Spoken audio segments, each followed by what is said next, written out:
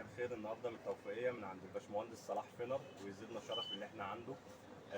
حاجه جامده من انواع الليدات ومن انواع العدسات، بسم الله ما شاء الله، يعني ربنا يوسع رزقه ويرزقنا. معانا النهارده الطقم ده تاج برو. فين العلبه بتاعته؟ الطقم اهو، تمام. كان حد محترم جاي لي من المنوفيه هتشوفوه النهارده ونزلنا نجيبه. الطقم ده بيدي كام واط؟ 65. استاذ خالد بيقول لنا الطقم بيدي 65 واط زي ما حضراتكم شايفين. تعالى بقى قرب معايا كده على الجهاز. اتفضل يا استاذ خالد، لو حضرتك تشرح لنا يبقى متوفر. ده الوات، تمام. واللي فوق ده يا استاذ خالد؟ اللي فوق ده الدي سي بتاع اللمبه، الدي سي. وده هو الفولت بتاع بطاريه العربيه. وده فولت بطاريه العربيه، بتتاكد منه من جوده الليد.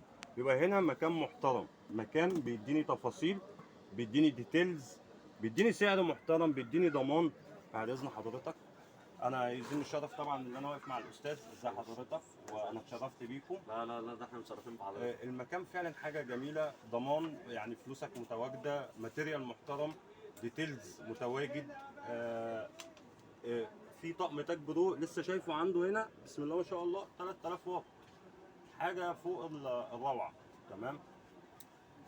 فتقدر تنزل عند الباشمهندس صلاح فينر وتجيب الليدات اللي انت عايزها. انا مش متوفر عندي ليدات هنا، انا اقدر اقول لك بالنيابه عني اكتر من عندي وزياده شويه.